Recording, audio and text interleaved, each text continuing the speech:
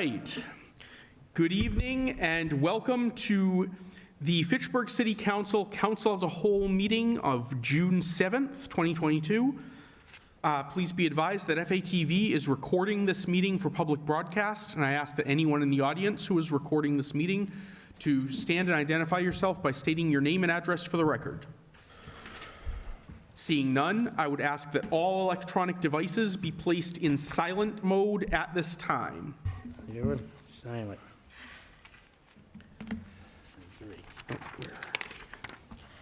Councillor Cragen, would you please lead us in the salute to the flag? I pledge allegiance to the flag of the United States of America and to the republic for which it stands, one nation, under God, indivisible, with liberty and justice for all.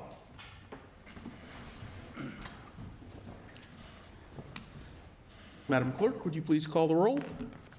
Absolutely. Councillor Cragen. Here. Councillor Cruz. Here. Councillor Di Natale. Here. Councillor Fleming. Councillor Green. Here. Councillor Schultz. Here. Councillor Scalia. Present. Councillor Van Hazinga. Here. President Zarella. Here. Councillor Boschman. Present. Councillor Couture. So as of right now, we have 9 members present. Thank you.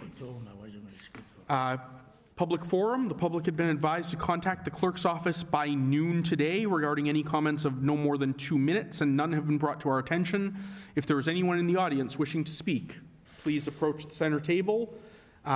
Identify yourself by name and address for the record, and which item on the agenda you intend to speak on, and you will have 2 minutes. Jacqueline Wetchey, Fitchburg resident, speaking on agenda item number 1. Some of you want to fund another DPW crew but need somewhere to cut. You should cut the health department. We don't need to add a deputy health director, and the director is overpaid. As COVID gets milder and milder, we are adding more and more people to the health bureaucracy. They exaggerate the pandemic to build their fiefdoms. The term for a person like this is a COVIDian. The health director wrote Fitchburg's COVID mandates, including provisions for $300 fines. He is a COVIDian. COVIDians shut down our schools. COVIDians wouldn't let us say goodbye to our dying family members. COVIDians wouldn't let us hold funerals for them. COVIDians got people fired if they declined a vaccine that does not prevent people from contracting or transmitting the disease. COVIDians say you must wear a mask to the dentist for a few minutes before they start working on your teeth, or for the few minutes you wait in line at the restaurant before you sit down, or between bites of peanuts on the plane, or while giving birth. COVIDians mask toddlers in the 95-degree heat. COVIDians force asymptomatic kids to have long Q-tips shoved up their noses if they want to participate in sports.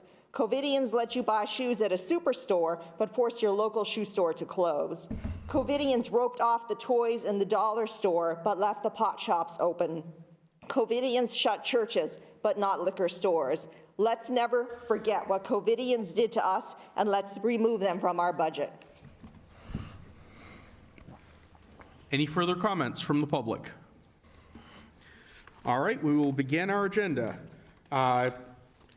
We first have the principal budget order, 15422, the mayor's operating budget. We have had 2 proposals for cuts from 2 separate councilors. I would like to remind councilors this evening that we are only debating the cuts that have been proposed, not the entirety of the budgets of the departments that have been proposed for cuts. And I would ask, just based on past experience, that if a councillor who has proposed a cut introduces that cut and other councillors disagree for one reason or another, if one councillor has clearly and cogently stated their disagreement and other councillors agree, there's no need for, 6 or 7 separate speeches on on the same disagreements. Let's try and keep this moving along. That being said, first we have a cut proposed by Councillor Boschman to the Johnny Appleseed Center line item on page 41. The original budget is $1,440,926. The proposed cut is $25,000, which would leave a budget line item of $1,415,926. Councilor Boschman, would you like to indicate why you think this cut is appropriate? The reason why, Can we call what page it's on, please? 41. page 41. Thank you. Would you like me to speak loud, or you want me to whisper? I would like you to speak clearly, Councilor. Okay. The reason why I propose this cut, I want to make it very clear to you and the public, I'm not against the, what do you call it? The, what's that? Visitor center. Huh? The visitor center. Yeah, I'm not against it. I don't mind giving them some money, and I understand marketing plays a very important role. But what I don't understand, and I'll repeat, what I do not understand, why a community like Fitchburg is given $50,000 and surrounding communities and communities that get a lot more money than what we have and a lot more industry and restaurants than what we have are given far less. That's the problem I have. Give them something. Well, yeah, give them something. Give them $25,000. Give them $20,000. But to give $50,000 for what? Tell me for what? I understand marketing plays a big role. I understand that. And I market when I go out to Fitchburg, and I go to different things. I tell them how happy I am to come from Fitchburg. But to give $50,000 when we got I say it again, communities get far more money than we, and they get far less. And I can't see it. I just can't. I think we need the money. We could put that $25,000, $30,000, and I'll use a good example, and it's in Council Cruz's ward at Coolidge Park. Fix it up really nice. Get some more benefits out of it. So that's why I voted that way, and I will not change my vote. So I stick with the vote, $25,000. All right. Would you, Mr. Mayor, or you, Calvin, like to respond to that? I will respond to that, Mr. President. Thank you. The councilor raises the issue of why other communities provide what they provide. I'm not privy to that information. I can't tell you why they do or don't. I know that we have a need that's probably, in some regards, more critical than other communities if we're focused on economic development.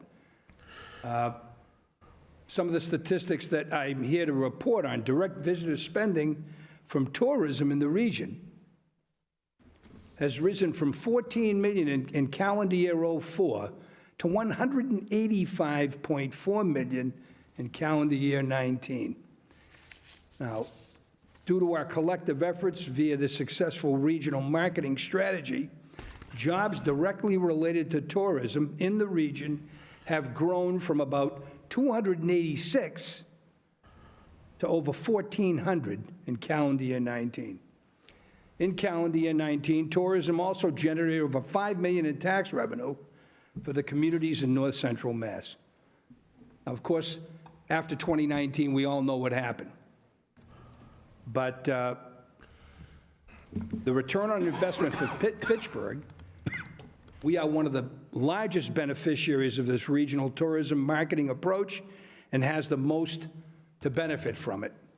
Direct visitor spending from tourism in Fitchburg was over $46 million pre-pandemic in calendar year '19, and there were nearly 300 jobs directly attributable to tourism in the city. In FY 2019, tourism also generated nearly $1.1 million in rooms tax revenue. As a matter of fact, Great Wolf surpassed Doubletree in Leominster. Not a bad stat, is it? Did you ever think you'd see that? I didn't. Okay. In FY '29, tourism also generated nearly $1.1 million rooms tax revenue in Fitchburg, while numbers plummeted during the pandemic. So far in FY '22, numbers are trending back upwards with over 688,000 generated through the first 3 quarters of the fiscal year. So what I would submit to you, ladies and gentlemen, is it is short money, I believe, to be providing to this organization to provide us with the marketing talent and expertise. They're, what is it, semi-annually, their guide? The guide, quarterly. Quarterly, thank you. Okay. You know, we're always prominently featured in that publication. A lot of people see it. It's regional. It's not just Fitchburg, Leominster, or Gardner. It's many more communities than that. So I hope you'll reject this amendment, and we can continue with what we're appropriating at this time, and I think it's been money well spent. Thank you. Thank you. Before I go to councilors, Mr. Skrowski indicated he has something to add. Thank you, Councilor Zarella. I'll be really brief. I just wanted to let everyone know, Roy Nascimento from the Chamber and the Johnny Appleseed Trails Association, he had the 6 o'clock and the 7 o'clock meetings mixed up, so he will be here at 7 o'clock to provide his comments. I'm just here standing in support of the work that they do, both at the Chamber and Johnny Appleseed. I mean, tourism has been critical for Fitchburg for years. It's going to be even more important now that we have Game On Fitchburg and all of the cluster of commercial recreation activities we have happening in West Fitchburg, not to mention the things we have downtown, which ultimately we hope to serve as a tourist destination as well. And the Chamber's been there as a key partner throughout that effort. And, you know, as the mayor indicated, small dollars and I think money well spent. And the reason we probably do contribute an outsized amount compared to the rest of the region, we're one of the largest cities in the region. And, you know, ultimately you look at the Chamber's Economic Development Strategic Plan, their tourism vision, Fitchburg features heavily in it. You look at their loan portfolio, Fitchburg features heavily in it. You look at what Johnny Appleseed is doing, you know, we are central to that vision. So I think it's really critical to support them as a key partner. They're a leader in helping North Central as a region move forward with this new vision as a tourist destination. So thank you. Thank you. Vice President Van Hazinga. Thank you, Mr. President. I think it is important to acknowledge that tourism is an important part of our economy and our prospects for development. As mentioned, Great Wolf Lodge is our largest taxpayer in the city. The Game On facility attracts thousands of people regularly to tournaments every weekend. Hollis Hills has been enormously successful as a summer destination for thousands of people to come and enjoy the city. Next weekend, the Fitchburg Street Hockey League is hosting their big tournament, their Rated Cup of this year, which will draw a couple thousand people to the city. It's important that we capitalize on this and show them all the other avenues we have to enjoy the city in places they can visit, places they can spend money. So this is a very small investment to do our part to grow, you know, the city economy and also the regional economy, and that benefits us. Thank you. Councilor Boschman. You notice that the Chamber only gives you, he says regional, but who benefits the most? Who's got more hotels?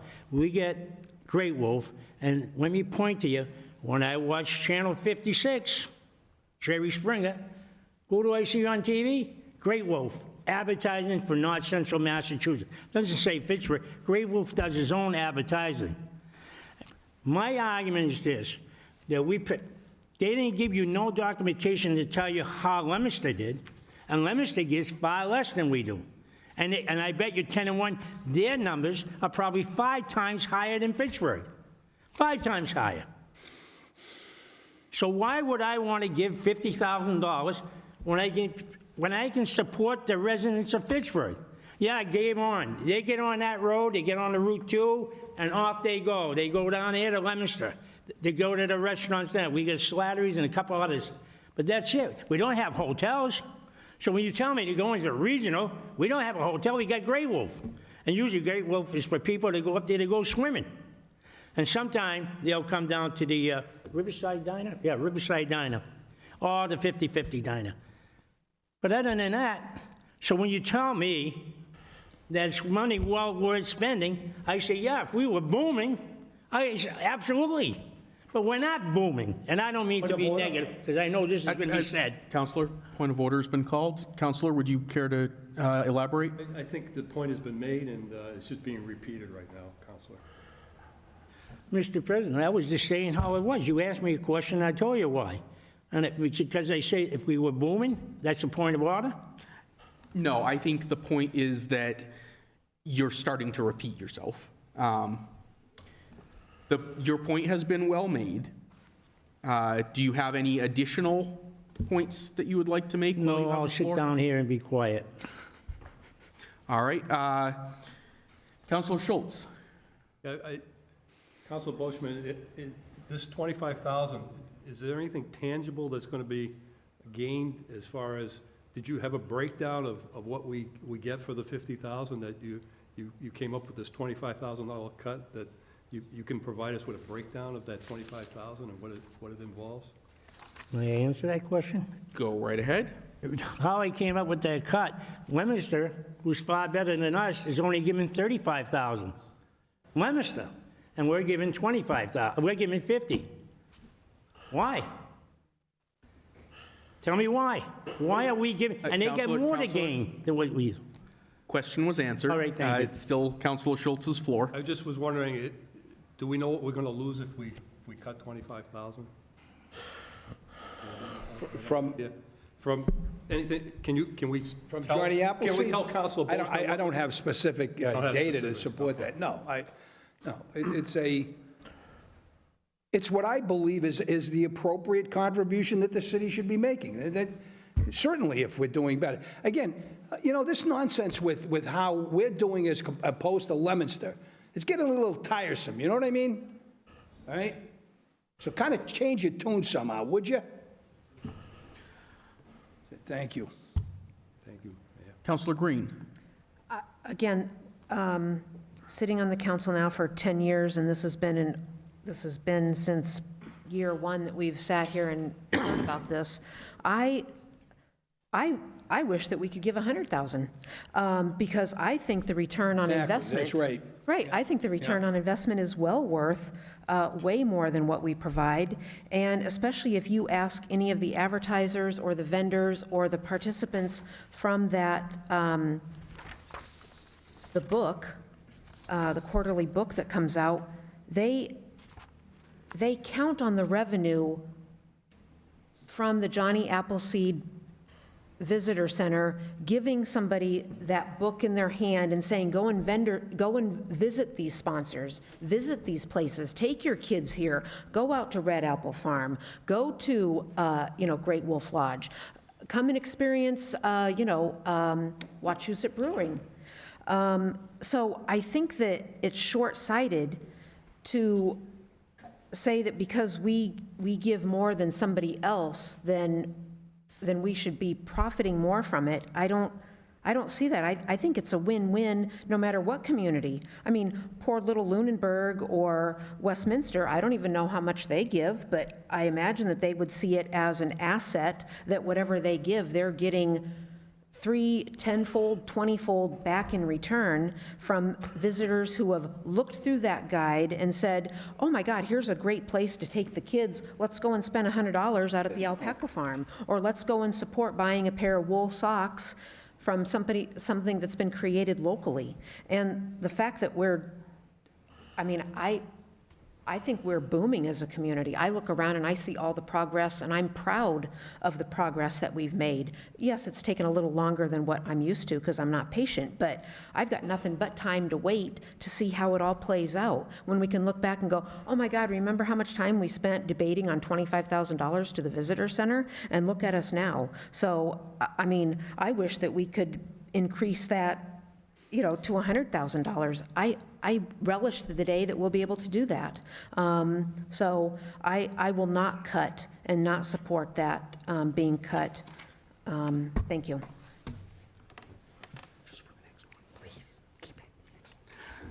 All right, thank you. Before I go to Councilor Cragan, I see Mr. Nascimento has just arrived. We are actually currently discussing your line item. So if you would like to approach, I'll give a brief summary of what's happened so far. Councillor Boschman proposed a 50% cut to the Johnny Appleseed Center funding on the grounds that other communities that are economically better off than Fitchburg are paying less, and that he is not certain what benefit it provides to Fitchburg specifically as opposed to the region generally. Other councillors have chimed in saying that it seems to be a good investment and that it is definitely making an impact on local businesses and generally supporting the funding.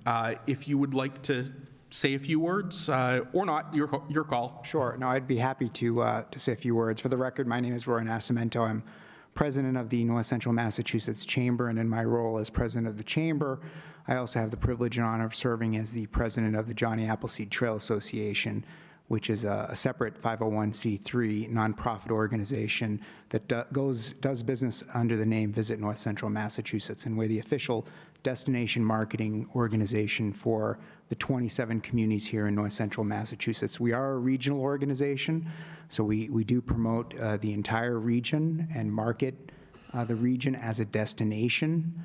And a little history of the organization and this kind of regional marketing strategy, this collective regional marketing strategy really started back in the 90s from a regional economic development plan called the Blueprint for the 90s. And at the time, the economy was not doing so well. We had some major employers that were closing and downsizing. Fort Devens was closing, and we were losing thousands of jobs here in the region from Fort Devens closing. And at the time, business and community leaders came together and went through this very thoughtful economic development planning process, looking at ways we could diversify our economy here in the region and grow jobs and grow the economic impact. And one of the things they discovered, one of the things they looked at, one of the strategies was tourism. If we can drive more visitors here to North Central Massachusetts with a little jingle in their pocket, then they're spending money in our local communities. If they're going to our local attractions, eating at our local restaurants, staying in our local hotels, filling up their cars at our local gas stations, there's an economic impact from that. It creates jobs, creates tax revenue for our local communities, and it's generally considered a positive. And it also has a lot of placemaking positives, helps promote the region to other businesses, and create civic pride as well, I believe. But the strategy has worked very well, and this strategy really is a public and private partnership. So we have the state contributing some rooms tax revenue from the state that's collected from the region, and a portion comes back to the region, to the Johnny Appleseed Trail Association. Then we have some local communities that contribute some of their rooms tax revenue, including Fitchburg. And then we have the private sector, the business community, that also kicks in their share of money. And collectively, I kind of look at it as three legs of a stool. Collectively, those revenues are used for marketing, a really thoughtful marketing program that involves advertising, social media, digital media, sales missions, trade shows, really trying to bring groups and visitors here to the region. And if we track the data, and we know that this has been very successful over the years, we know that the economic impact, direct visitor spending, has gone up. We know that visitors have gone up, and we know that Fitchburg is by far the biggest beneficiary of this.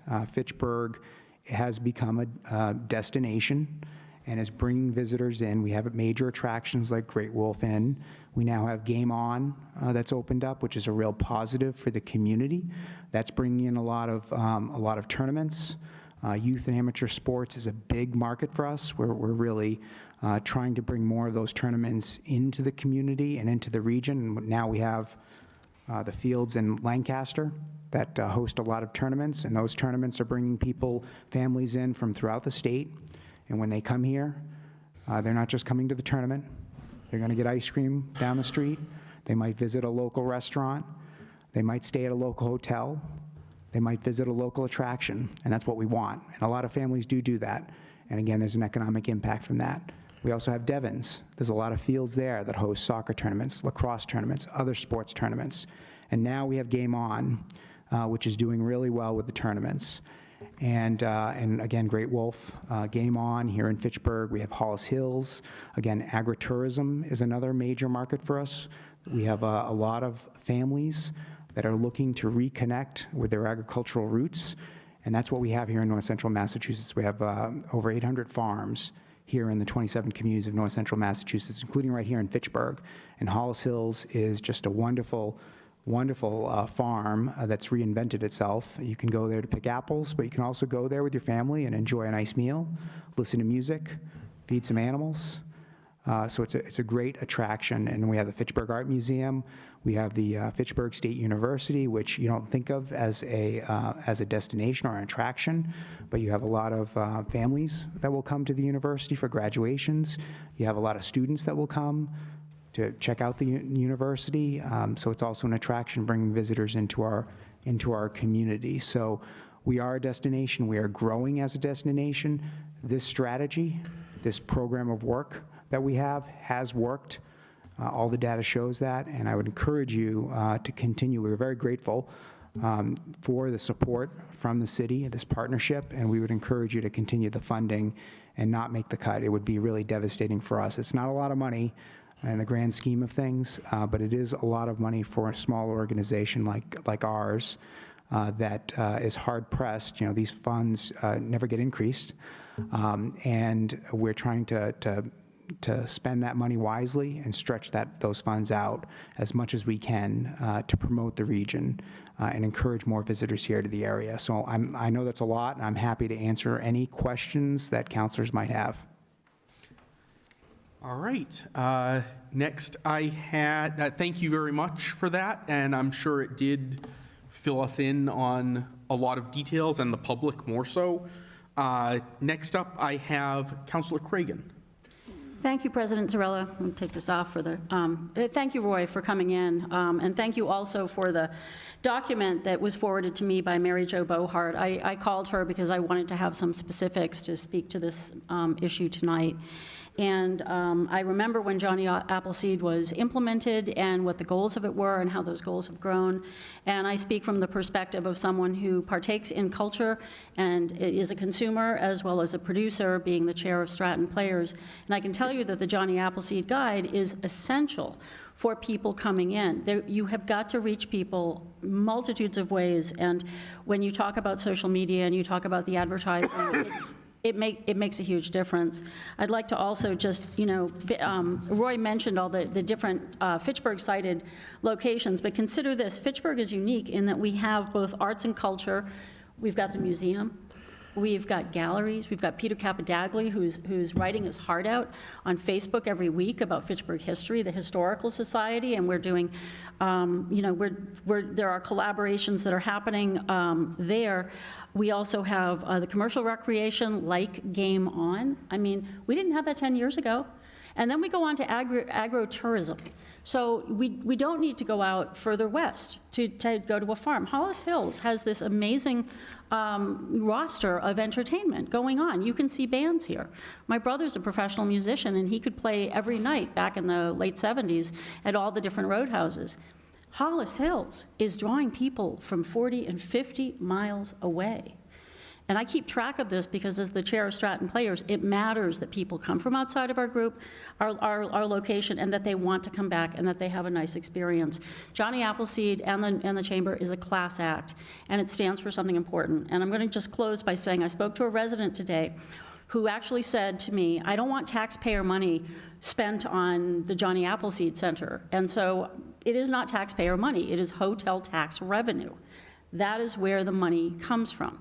It is not coming from my pocket or your pocket. But regardless, it doesn't matter. What matters is we have a very vibrant and robust organization that helps us help others do our best.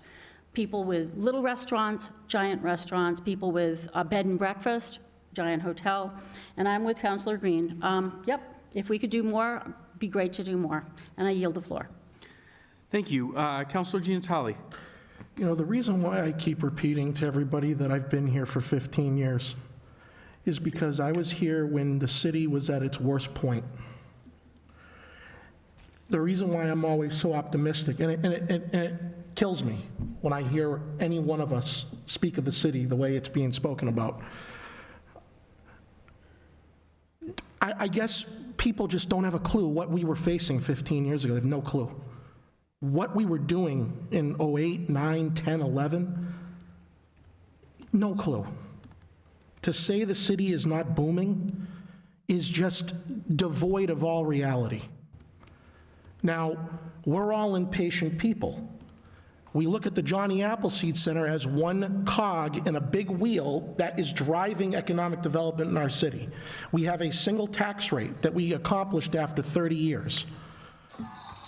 We have businesses that are sprouting up one by one in the downtown, eateries, different cultures of eateries. We have Dario's moving in next door. We have the theater block renovations that are going to start next year. We have B.F. Brown that's going to start next year. We just got news of a $300,000 state grant. Point of order. Point of order. Are you guys kidding me? We're here to talk about the cut. You're off topic. No, I'm not off top. I'm talking about economic development. Okay, guys, points of order go to the chair, not to be debated amongst council. Almighty. Now, I'm sorry, what is the stated point of order? Thank you, Mr. President. To bring it back to the topic of the cut at hand, rather than the state of the city as a whole. Thank you. If you, maybe you could narrow the scope. Was the state of the city mentioned earlier? It was. So why am I not allowed to respond to what was said? Because all we need to decide is whether to make this cut. Or I understand, Mr. President, but then he shouldn't have been allowed to say what he said then. he was supporting his cut. And I think you've made it quite clear why you're opposed to it. I'm not trying to cut anyone off. I just want to keep us narrowly focused because in the years that you've been on the council, I know you're well aware of how long these budget I don't know hearings what to can say go. anymore in this body, Mr. President. I don't know how to talk anymore. I've never seen anything like this in my life on this council, ever. Anyway, I will get to the point, whatever the point is. I don't know if I'm going to make it, with the speech police. I am not going to support this cut because there is tangible evidence of progress in this city. And if there are individuals amongst us that want to feed the rampant negativity in the city that we are a dying community, I am not going to be a part of that. It's bull. Thank you. Thank you, Councilor. Councilor Squalia. Thank you. I'm also not going to support this cut because I support the visit North Central Massachusetts and the Johnny Appleseed Trail Association and the North Central Mass Chamber of Commerce as often as I can. However, I appreciate Councilor Boschman's questioning of this expenditure because it provides us this opportunity to discuss all the great benefits that the tourism arm of the chamber provides to us for this funding. And I would be interested in learning different ways that councilors can play a more active role in this association and how we can help assist the chamber with the marketing and tourism efforts. And I would like to also see more documentation maybe on the $50,000 that we spend and regionally what other towns and cities contribute, and have that discussion onto maybe whether other communities should contribute more, and maybe if Fitchburg even should contribute more, and start planning towards that for the future. I'm not going to support this cut, but again, I appreciate this opportunity for this presentation, and I'd like to see more opportunities for this in the future without under the umbrella of a budget cut. Thank you. Thank you, Councilor. Before I go back to Councilor Boschman for the second time, I'd like to make a couple brief remarks myself. One is simply that I would argue that if other communities are paying less than we are into this fund, it's not because we are getting soaked for it. It's because the other communities, I would argue, are undervaluing the service provided. We are obtaining, as we heard, not only a vast benefit, but probably the lion's share of the benefit of this, not to the exclusion of other communities, but, you know, we are a major beneficiary of this effort. And a lot of the local businesses seem to think so as well. You know, yeah, we can look over to Leominster and say they're paying half as much. Well, maybe they should pay, maybe it would be to their best interest to pay more, or maybe they feel that being, you know, having multiple access points from Route 2, they don't need it as much. I don't know. But this is us, we're getting a benefit, and it's very much worth it. I also just want to briefly note, for the benefit of the public, we've heard a couple times tonight, and will hear again tonight, the idea that this is short money. And I can imagine someone sitting at home on a fixed income thinking, 25,000 is short money since when? We have to keep in mind the scope of the city budget. I'm not good at mental math, so I'm not going to try to estimate what this would constitute in a household budget, you know, what the equivalent would be percentage-wise, but this is short money on a municipal budgetary scale. This is a budget that deals in millions on line items, not, you know, hundreds. If I had to pay out $25,000, that's not short money.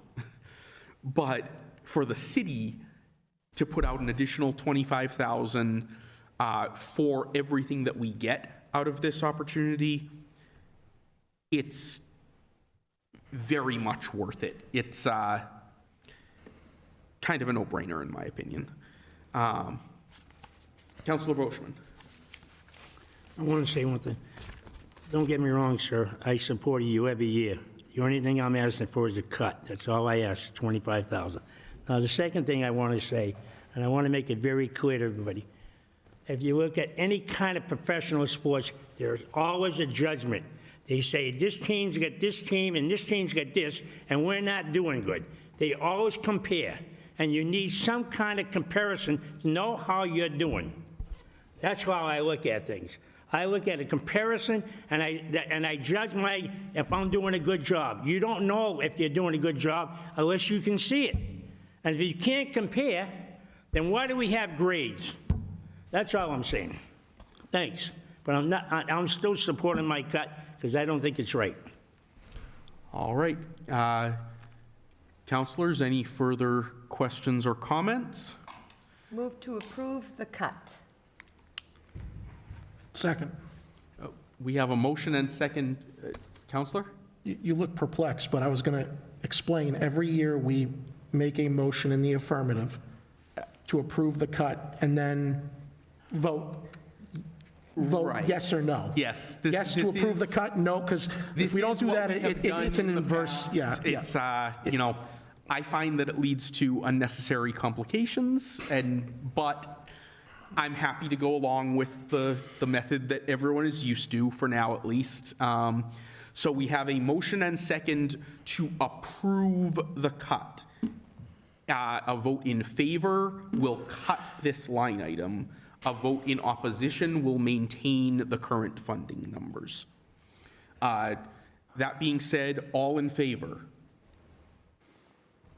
One in favor. In opposition? All right, that is, I'm trying to remember how many we have here now. One, two. We are at Make it 10, simple, sir. 10-1. Thank you. So it is 9-1. Oh, 9-1. And also, for the record, Councillor Kuchar has joined us and did participate in this vote. So 9-1, the cut does not pass.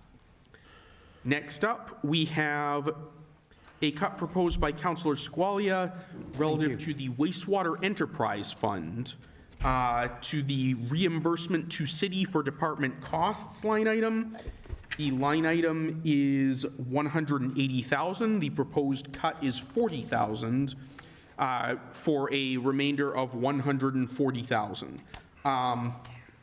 Before I turn it over to Councilor Squalia, I would just like to remind councilors that this is an enterprise fund, so the money would have to go somewhere within that enterprise fund, and this is a transfer to the city, so if we make this cut, we would need to then make a compensatory $40,000 cut from the city budget due to reduced revenue.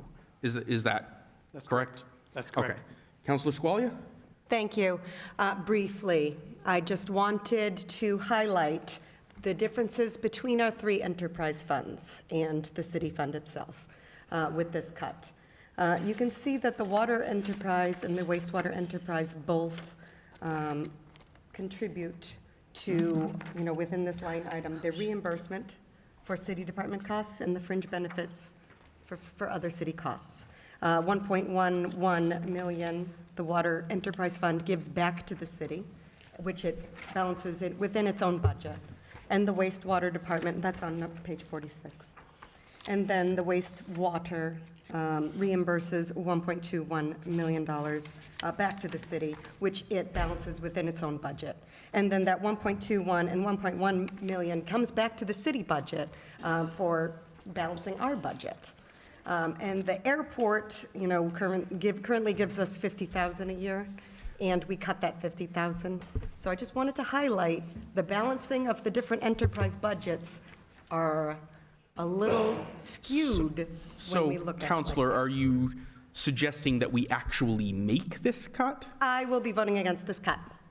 All right. In that case, I don't believe there is any further debate to be had on this matter. I respectfully, Councilor, that is not an appropriate use of the council's debating time this evening. We're here to debate cuts, not to use cuts as a springboard to debate other issues or to speak to the public at large. That said, the matter is before the council. If I could have a motion. Move to approve the cut. Second. I have a motion and second to approve the cut. Once again, a vote in favor will cut the money. A vote against will maintain the mayor's line item. All in favor? None in favor. All opposed? It is unanimous, 10 to none. The cut fails. That concludes the cuts. I would now like to entertain a motion to approve Budget Order 15422. So moved. Second. I have a motion and second to approve Budget Order 15422 in its entirety. All in favor? Aye. In opposition? 2 in opposition. All right, next up, we have a few supplemental orders. These are all supplemental to the budget that we just voted to recommend favorably, but I would like to give Auditor Brooks the opportunity to just briefly explain what each of these supplemental orders does. Thank you, Mr. President. So the budget orders generally come in as a package. The first one that you just voted on is like an omnibus budget order where you approve the budget and spending in its entirety. The other ones determine where some of the funding for the budget will come from. So if you look at 15522, that's $700,000 coming from overlay surplus. When we set the tax rate, we subtract $950,000 as an overlay for possible bad debts, abatements, and exemptions. And then we also, from that surplus, we generally take $700,000 in a subsequent year to help balance the budget. Historically, we spend about $250,000 each year in abatements and exemptions. 15622 is money coming from available funds or free cash, and that's intended to be offset the reserve for snow and ice in the budget. Historically, the snow and ice shortfall has been funded out of a current year available funds or free cash. For the past several years, we've been able to fund it using a prior year free cash. So in a sense, we're pre-funding more of the snow and ice spending. 157, 22, 158, and 159 are all separate reserve or appropriation funds where receipts are dedicated to a separate fund where City Council can then appropriate for budgetary purposes. 157 is parking meter and garage receipts. 158 is the PEG access money we receive from, through Comcast and Verizon. And 15922 is cemetery sale of lots. As we sell lots, the funds are available for use by the city. The next two orders, 160 and 161, are the two enterprise funds. That funding comes from ratepayer receipts and other sources and are dedicated to each of the funds. And so that's a separate funding source and a separate vote. 162 is for the airport fund, which is not an enterprise fund, but it is treated somewhat as an enterprise fund, and the receipts are reserved for the airport use. And that's primarily done also to comply with FAA regulations to make sure that we're not mixing city with airport revenue. And finally, 16322, I had mentioned at the end of the budget presentation, that's the revolving funds, and it's basically authorizing another year of spending on the revolving funds. It's the limit on each fund is whatever is in the, has for balance, or $100,000, whichever is less, except for the Public Health Sustainability revolving fund, which has a $700,000 limit. That was increased a couple of years ago when we hit the pandemic, and that's the revolving fund we're using to support our work through the Montechusett Public Health Network. So there's certain funding and certain grants that have been funneled through there, and it just has a higher spending limit. And just to confirm, these following orders are necessary to implement the order that we just passed, correct? Right. They're basically additional funding. If one of them doesn't pass, then the budget will be out of balance. All right, Councilor Brochman? I got one, I don't know if I can ask. Can I ask a question? Depends on the question. My question to him on 162, the airport. Yes, sir. Now, you got expenditures of $382,200, but that's not including the thing they built a couple of years ago where they guaranteed us money back every year, right? Self-serve fuel station? The terminal. Okay, no, there is no money in that for paying down the debt on the terminal building.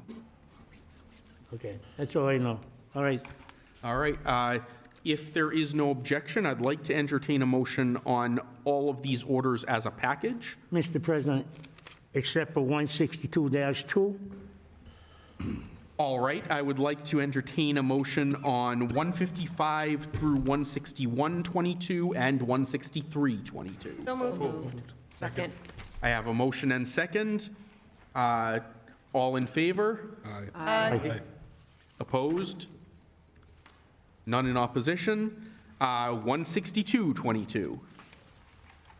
Motion to approve 16222? Second. I have a motion and second to approve 16222. All in favor? Aye. Aye. Opposed? One in opposition, 9-1. Motion passes. And that concludes our budget meeting. To adjourn. I have a motion to adjourn. Do I have a second? Second.